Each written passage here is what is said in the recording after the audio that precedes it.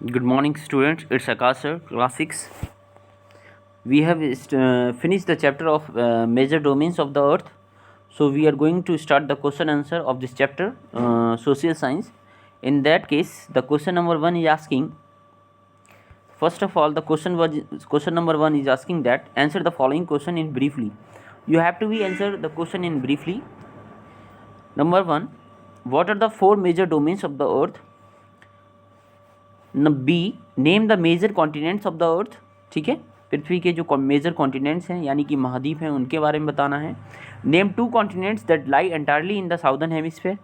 ऐसे continents 2 continents के बारे में बताना है जो पृथ्वी के या अर्थ के साउदर्न हेमिस्फीयर में पड़ते हैं, इस वाले एरिया में पड़ते हैं। That is the north pole of the earth and that is the south pole of the earth. You have to be discuss about the 2 continents that are mainly in the southern hemisphere. Okay, so मैंने आपको बताया था इसके बारे में, आप recall करिएगा, आपको आ जाएगा, ऐसी कोई बात नहीं है।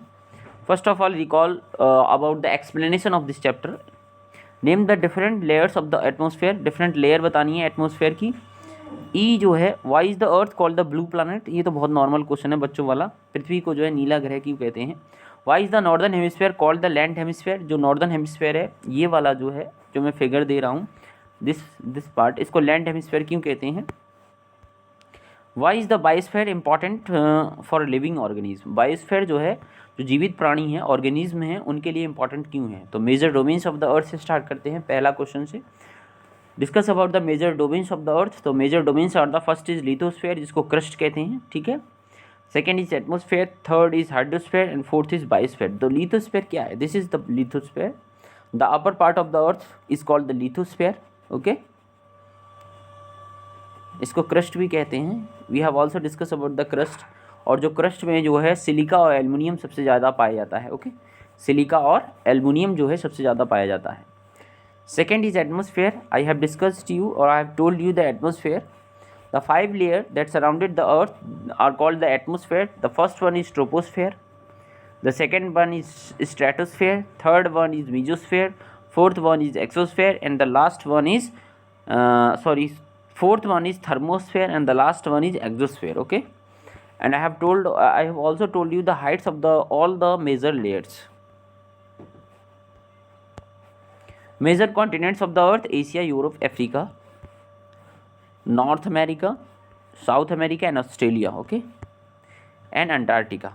And this is, you have to be recall or you have to be summon this by a figure like this.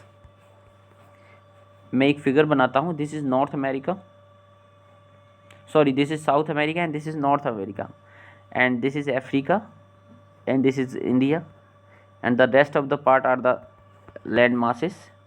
This is Australia, this is Antarctica. I have told you this is North America and this is South America, this is Europe, this is Africa, this is Antarctica, Australia. These are the 7 continents and Asia. These are the 7 continents of the earth. So you can easily summon by the figure. Okay, आपको figure से easily याद हो जाएगा, ऐसे आपको याद नहीं होगा।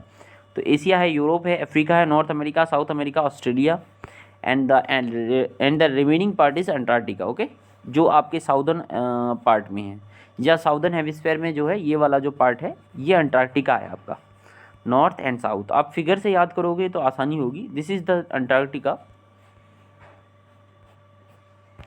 Move to the question number 3rd or question number C. The question number 3rd is asking that 2 continents lying entirely in the southern hemisphere are. ऐसी 2 कॉन्टिनेंट्स बतानी है जो आपकी साउदर्न हेमिस्फीयर में है। तो लो फिगर से आप ले लो नॉर्थ एंड साउथ। आपको पहला पता है अंटार्कटिका तो 100% साउदर्न हेमिस्फीयर में है। Okay, you have 100% know that Antarctica is lying 100% in the southern hemisphere and the second one is Australia. Okay, so you can start from the above to low that so the first one is Australia and the second one is Antarctica. ऊपर से नीचे आएंगे तो आपको पहला Australia मिलेगा, दूसरा आपका अंटार्कटिका मिलेगा।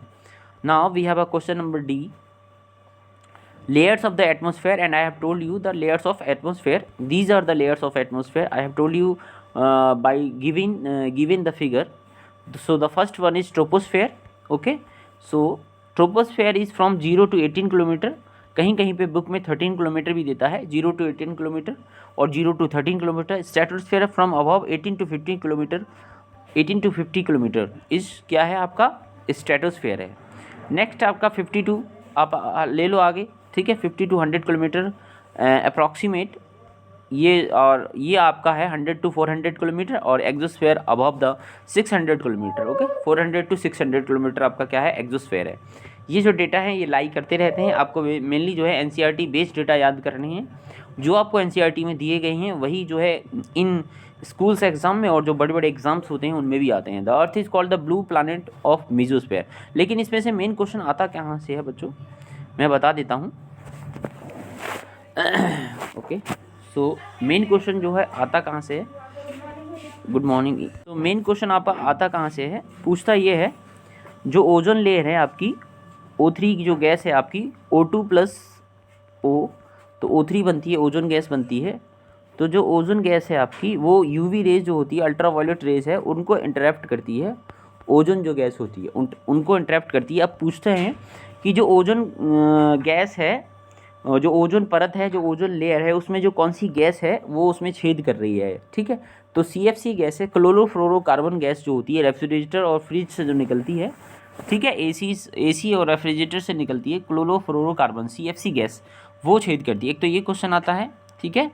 एक आता है कि एरोप्लेन जो है किस लेयर में उड़ता है, तो वो होता है आपका स्ट्रेटोस्फेयर, समताप मंडल जिसे कहते हैं, उसमें उड़ाया जाता है, ठीक है। ये आपके मेन क्वेश्चन जो है एग्जाम में आते हैं वो मैंने बता दिए। Why is earth called the blue planet, ये क्वेश्चन है आपका। The earth is called the blue planet because it is the only planet which has the water, जिसपे पानी है। ये केवल एक ऐसा प्लानट है जिसपे पानी है और किसी प्लानट पे पानी नहीं है, इसलिए इसे ब्लू प्लानट कहते हैं, ठीक है। It looks blue from the sky, ये स्काई से जो है ब्लू दिखता है because of the presence of the water, पानी की उपस्थिति के कारण ये कैसा दिखता है, ब्लू दिखता है, ठीक है। पानी की उपस्थिति के कारण ये कैसा दिखता है, ब्लू दिखता है। तो आज हमने ये किए हैं, तो चलिए अभी हमारे पास टाइम है, एक और कर लेते हैं क्वेश्चन देख के। नहीं, इन क्वेश्चंस को आपको मैं रिवीजन करवा देता हूँ, ठीक है, ये इंपॉर्टेंट है। अब आपकी नॉलेज को चेक करता हूँ मैं, तो इतना सफिशिएंट है शायद आपके लिए, ठीक है। इनको आपको याद कैसे करना है, पहले इसे ही ले लो। अंटार्कटिका ऑस्ट्रेलिया याद रखना है कि ये जो है साउदर्न हेमिस्फीयर में है, ये वाला अंटार्कटिका है, नीचे वाला जो हमेशा बर्फ़ में जमा रहता है, ये अंटार्कटिका है, ठीक है, अर्थ का। ऑस्ट्रेलिया इसके थोड़ा सा ऊपर यहाँ पे, ये भी साउदर्न हेमिस्फीयर में है ऑस्ट्रेलिया, तो ये ऑस्ट्रेलिया हो गया, ठीक है। इस तरह से आपको ये याद रखना है। तो और बाकी तो आपको हल्का सा फिगर बना के इस तरह से दिमाग में रखना है कि ये नॉर्थ अमेरिका, साउथ अमेरिका, बाकी यहीं से ये अफ्रीका बना देना, यहाँ से तोड़ के अफ्रीका बना दो, यहाँ से यहाँ से थोड़ा ज़्यादा बड़ा बन गया इंडिया, छोटे छोटे टापू बना दो, फिर यहाँ ये बना दो, ये सारी कॉन्टिनेंट्स याद होंगी आपको। North America, south America, Africa, और ये है आपका एशिया। इंडिया को मत याद करो, India is not a continent. Asia है, यूरोप है, and now this is Australia and Antarctica. एक क्वेश्चन आता है कि ऐसा कौन सी कॉन्टिनेंट है जिसमें से तीनों लाइन जो है पास होती हैं, तो जो इक्वेटर जो है वो अफ्रीका से पास होती है, प्लस जो है ट्रॉपिक ऑफ कैंसर भी अफ्रीका से पास होती है। यहाँ से इक्वेटर, इसको इक्वेटर दो, ये इक्वेटर है बीच वाली, ये ट्रॉपिक ऑफ कैंसर है एंड ये ट्रॉपिक ऑफ कैप्रिकॉर्न है। तो तीनों रेखाएं जो होती हैं अफ्रीका से पार होती हैं। कौन कौन सी, ट्रॉपिक ऑफ कैंसर ऊपर से लेते हैं, tropic of cancer 23.5 degree east, okay, north sorry, equator 0 degree equator and 23.5 degree south, that is called tropic of cancer, ठीक है। तो थैंक यू वेरी मच।